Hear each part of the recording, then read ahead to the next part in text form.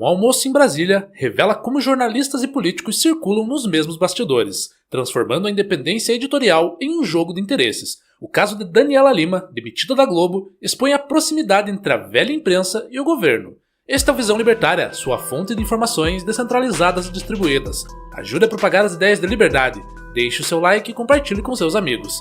Um artigo seu pode virar vídeo aqui também, sabia?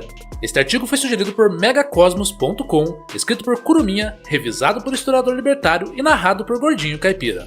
A imagem vale mais que 1000 discursos sobre independência editorial.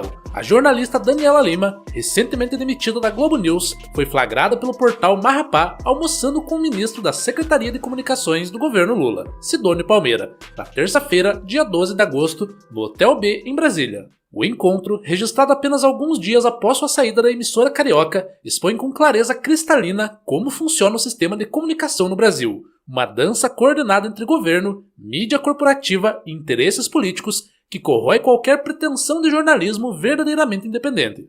O timing não poderia ser mais revelador. A demissão da jornalista Daniela da Globo, vista como uma aposta promissora, faz parte de um plano da emissora para reequilibrar sua linha editorial antes das eleições de 2026. Segundo pesquisas internas, a Globo News estaria sendo vista como alinhada à esquerda, e a jornalista era associada a essa percepção. Em outras palavras, a Globo calculou que precisava se desfazer de profissionais percebidos como muito próximos ao governo petista. Mas o que o flagrante sugere é que essa proximidade não era apenas percepção, era realidade concreta, materializada em almoços reservados com o ministro petista. Sidônio Palmeira não é um ministro qualquer. Ele foi responsável pela campanha presidencial de Lula em 2022. O ministro de Comunicação do PT também trabalhou nas campanhas vitoriosas de Rui Costa e Jacques Wagner para o governo da Bahia, além de ter feito a campanha de Fernando Haddad na corrida presidencial de 2018.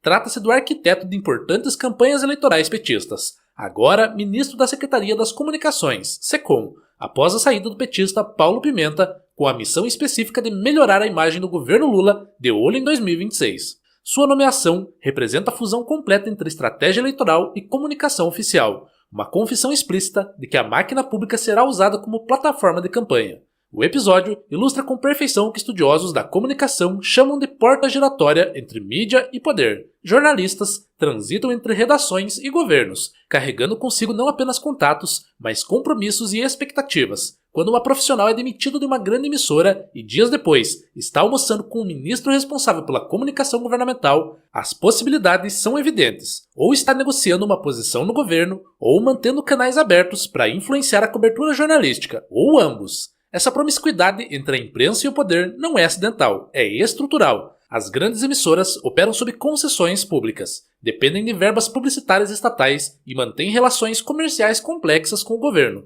Seus principais executivos frequentam os mesmos círculos sociais dos políticos que deveriam fiscalizar. Nesse ambiente, a independência editorial torna-se uma ficção conveniente, mantida apenas enquanto não conflita com interesses maiores. O caso ganha contornos ainda mais preocupantes quando consideramos o perfil de Palmeira. Lula empossou o marqueteiro Sidônio Palmeira na SECOM, achando que o problema do governo é apenas de comunicação deficiente. A escolha de um marqueteiro para comandar a comunicação oficial revela que ela não passa de uma ferramenta de propaganda política.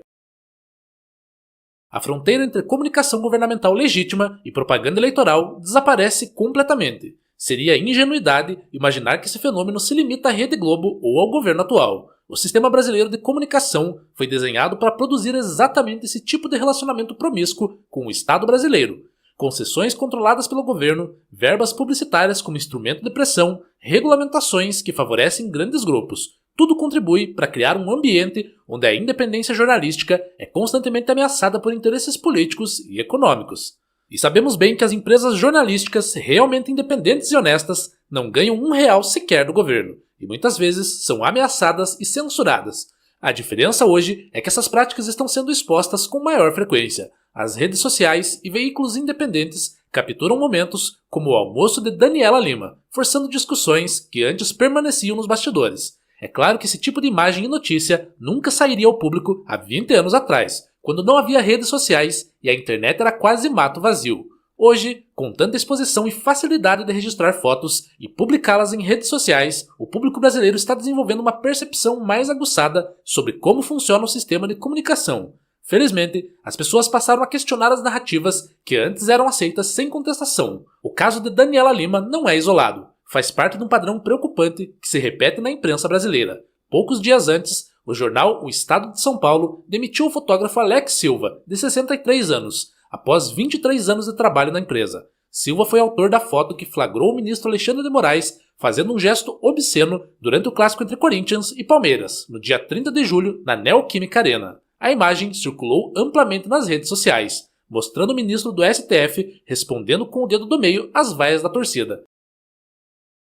O episódio aconteceu horas após Moraes ter sido enquadrado pelos Estados Unidos na Lei Magnitsky, que permite sanções financeiras contra pessoas que violam direitos humanos. O próprio fotógrafo expressou sua indignação, abre aspas, "Fico indignado porque o jornal não apresentou uma justificativa concreta para a demissão. Sobre o desempenho do meu trabalho, simplesmente disseram que o RH pediu para me demitir." Fecha aspas. O Estadão alegou que a demissão já estava planejada como parte de uma reestruturação, mas Silva observou que a repercussão política pesou na decisão. 2 casos, 2 demissões, um padrão claro. Profissionais que produzem conteúdo inconveniente para figuras poderosas rapidamente se veem sem emprego. No caso do fotógrafo, por capturar um momento que revelou a verdadeira face doentia de um ministro do STF, mostrando-o reagindo de forma vulgar à pressão pública. No caso da jornalista demitida da Globo News, por ser vista como próxima demais ao governo, numa época em que a Rede Globo precisa reequilibrar sua imagem.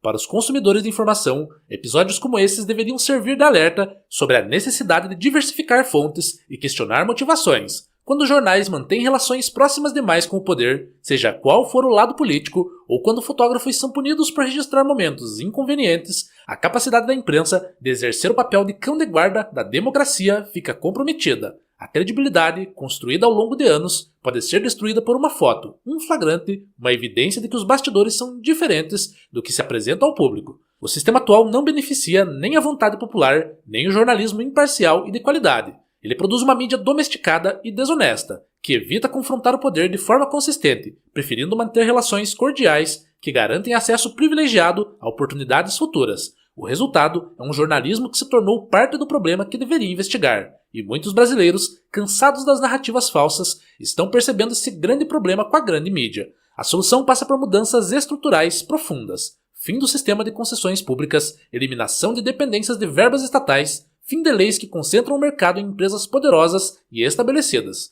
Enquanto grandes grupos controlarem o fluxo de informação com a bênção do Estado, continuaremos vendo almoços como o de Brasília e continuaremos questionando se o que chamamos de jornalismo não é, na verdade, apenas uma forma sofisticada de relações públicas. O flagrante de Daniela Lima com Sidônio Palmeira não é um escândalo isolado, é um sintoma, revela um sistema onde as fronteiras entre jornalismo, política e marketing se dissolvem completamente. Em uma sociedade minimamente decente e séria, tal proximidade seria vista como conflito de interesse inaceitável. No Brasil de hoje, parece ser apenas mais um dia normal nos bastidores do poder. Enfim, a questão central não é se Daniela Lima tem o direito de almoçar com quem quiser. Claro que tem. A questão é o que esse almoço revela sobre um sistema de comunicação que perdeu sua função essencial de servir ao interesse público com profissionalismo e informações corretas. Quando ex-funcionários de grandes emissoras se encontram discretamente com ministros marqueteiros, poucos dias após serem demitidos, estamos diante de algo muito mais grave do que um simples encontro social. Esse episódio revela que a grande mídia e o governo sempre estiveram interligados. Estamos diante da evidência de que o jornalismo brasileiro, pelo menos em seus níveis mais altos, se transformou em uma extensão do jogo político, com profissionais que circulam entre redações e gabinetes como se fossem diferentes divisões da mesma empresa. O público merece melhor, a democracia exige melhor, e talvez seja a hora de construir um sistema de comunicação que finalmente entregue isso. Obrigado pela audiência, este é um canal colaborativo, participe você também. Cadastre-se agora mesmo em nosso site visãolibertaria.com e envie os seus artigos por lá. Os colaboradores recebem recompensas em Bitcoin. Inscreva-se no canal e clique no botão da campainha para ser avisado de novos vídeos. Até a próxima!